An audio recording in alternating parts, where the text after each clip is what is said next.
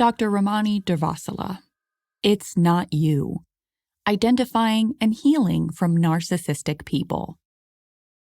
Priya, a first-generation college graduate, lands her dream job at a prestigious law firm. When she shares the news with her boyfriend Carlos, he immediately downplays the achievement, claiming she hasn't really accomplished anything since she isn't a partner yet. Jordan, a dedicated teacher, spends his evenings and weekends creating an innovative curriculum for students. During a faculty meeting, his principal and career mentor presents his work as her own, leaving Jordan feeling confused, betrayed, and unappreciated. Lang, a young artist, tries to open up to his father about his struggles with depression. His father completely shuts down the conversation, asserting that Lang has no reason to be sad since he's never had to work in the fields as a boy, like his father and grandfathers. If any of these scenarios were to happen in isolation, they'd be unfortunate interactions that left individuals feeling unheard or dismissed. But in some relationships, moments like these happen over and over again.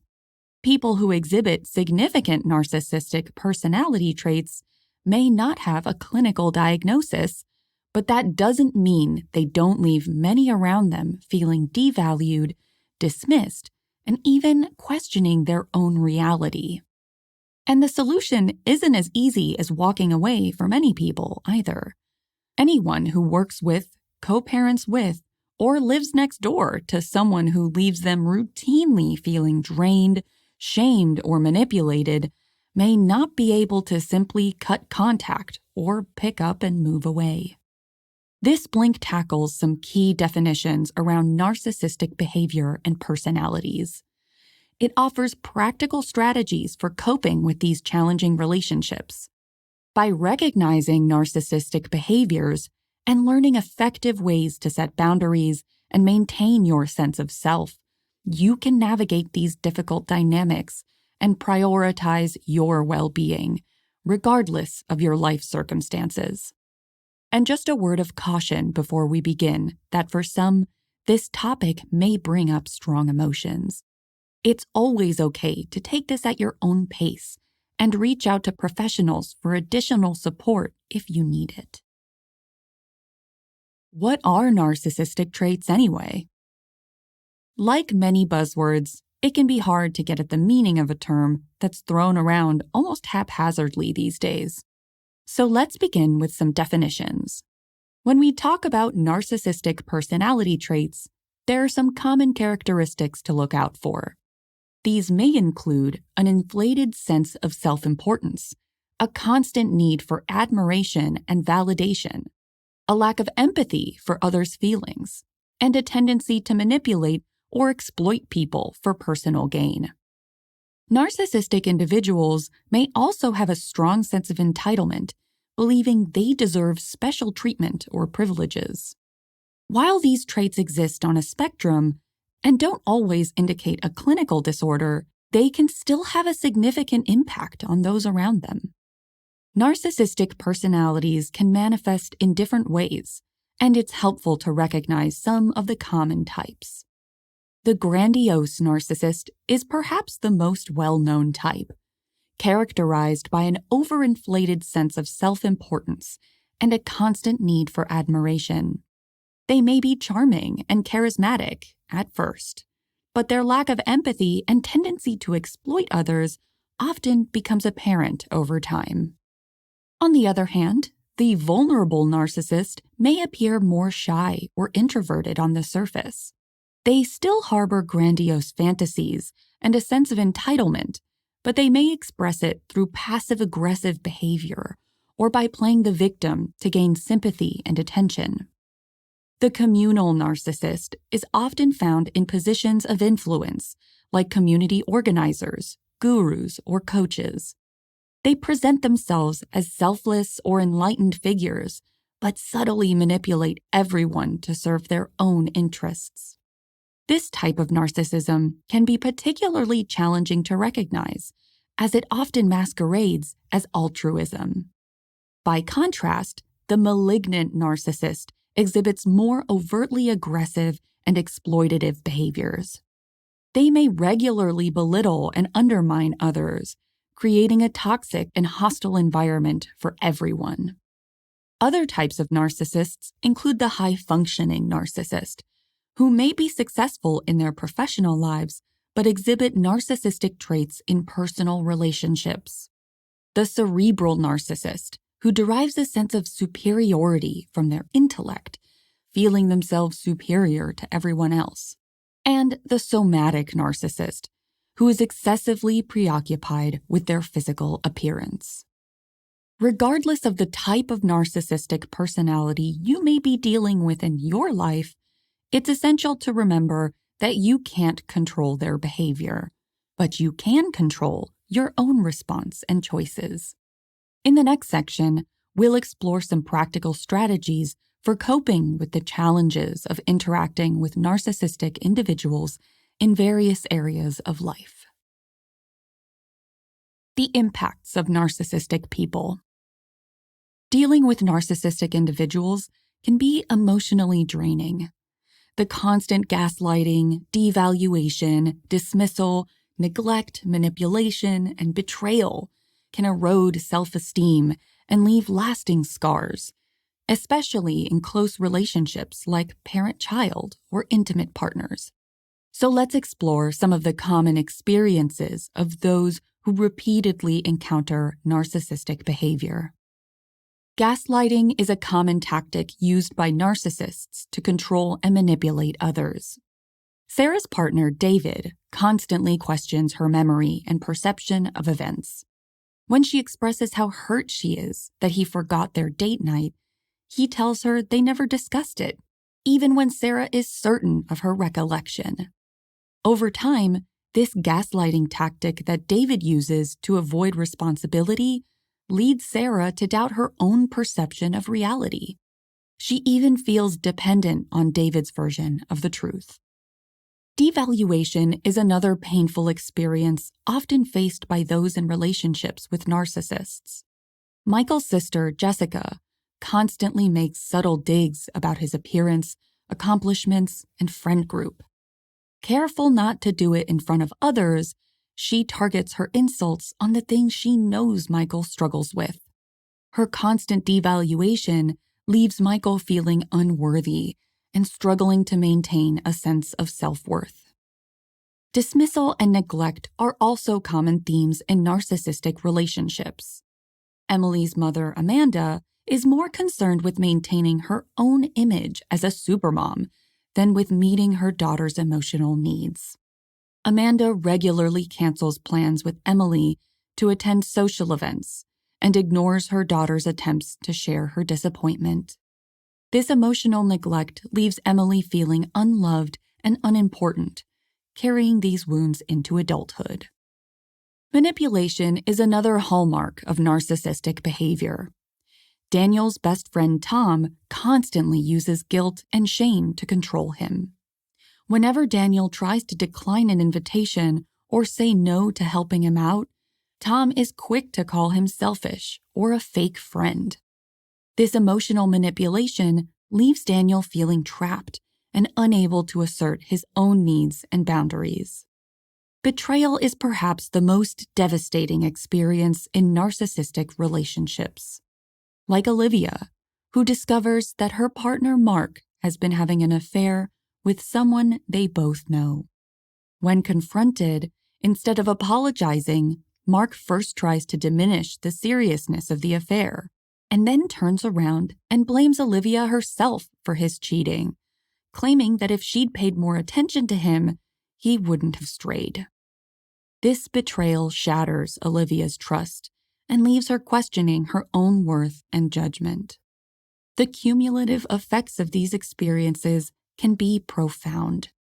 Those who repeatedly encounter narcissistic behavior may struggle with anxiety, depression, and low self-esteem. They may find themselves constantly seeking approval and validation, even in other relationships. The emotional trauma can also lead to physical symptoms like headaches, digestive issues, and sleep disturbances.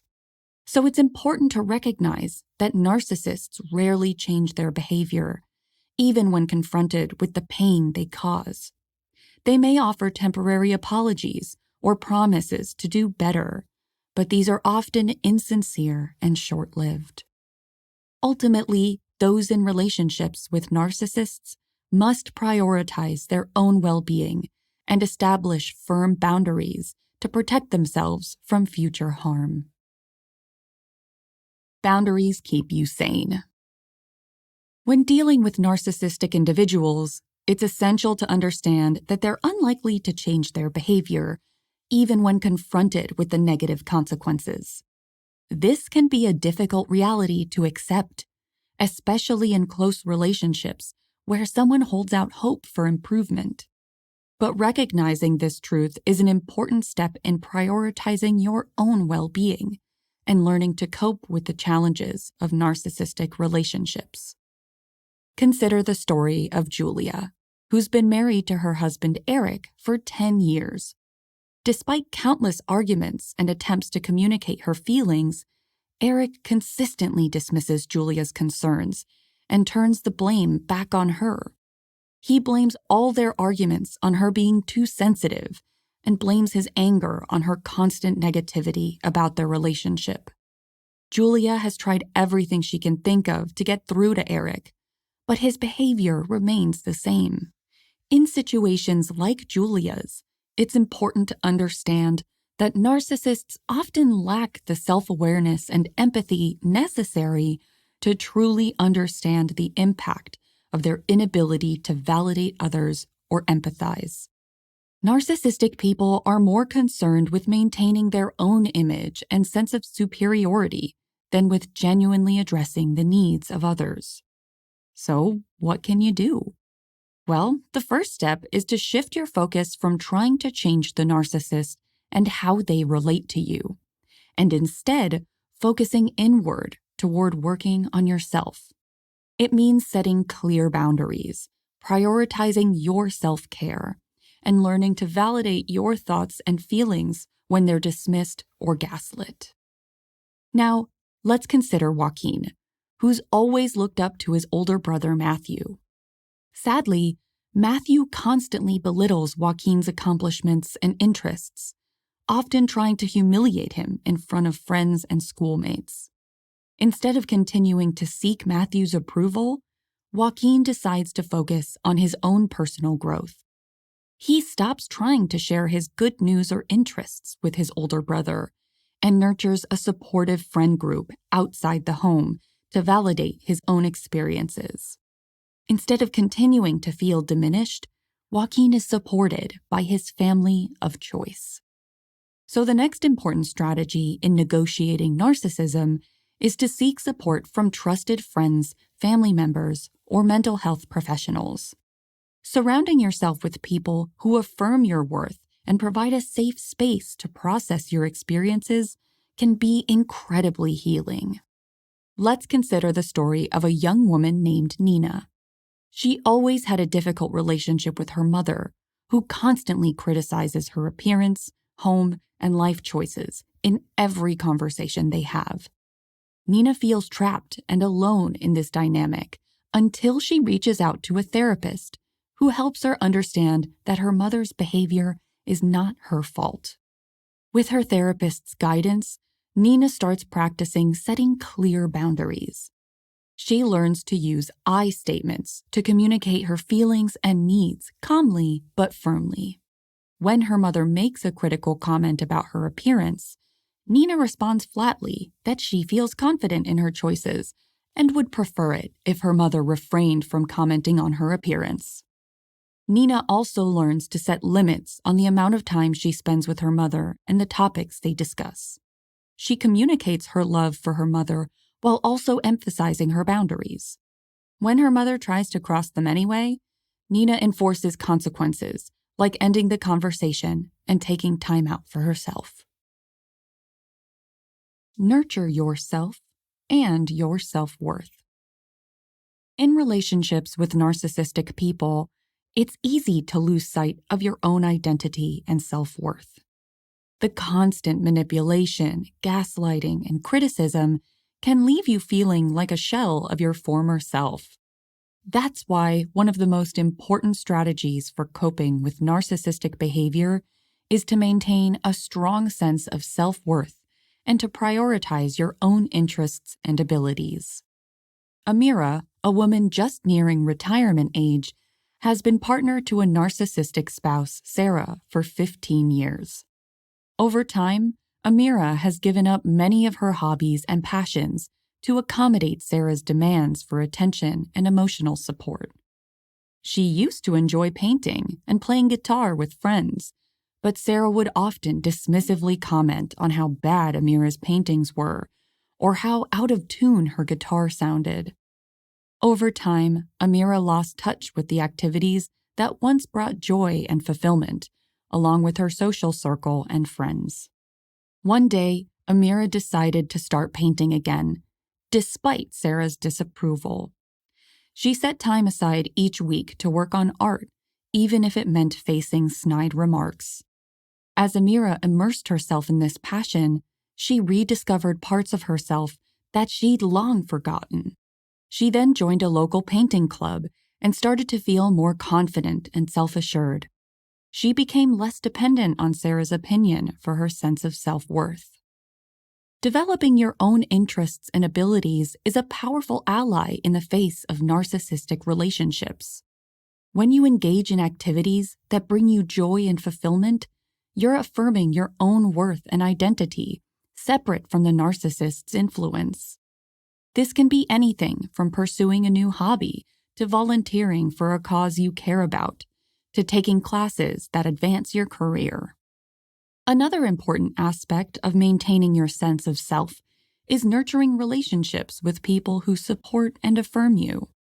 Surrounding yourself with friends, family members, or colleagues who value and respect you can provide a much-needed counterbalance to the narcissist's negative influence.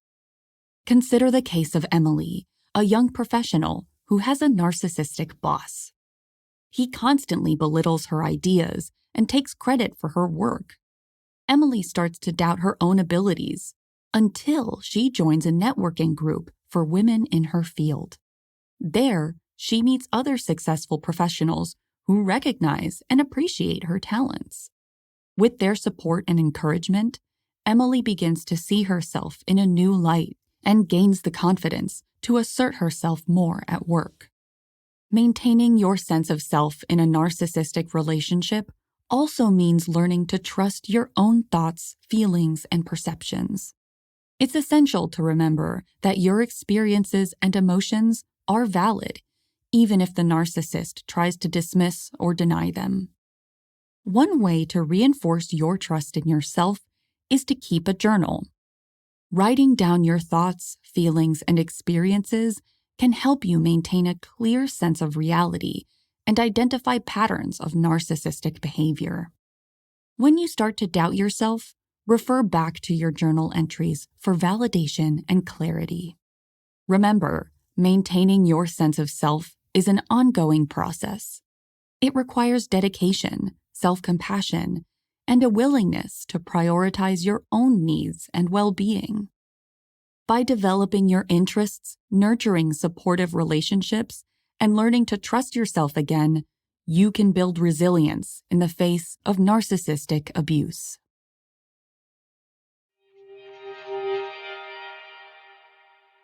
So, that was our blink to It's Not You by Dr. Ramani Durvasula. The main takeaway is that people with narcissistic personalities have a profound negative impact on those around them. While you can't change the narcissist's behavior, you can prioritize your well-being and reclaim your power. Strategies like setting boundaries, maintaining your sense of self, and seeking support outside the relationship can help. With patience, self-compassion, and the right tools, healing and growth are possible.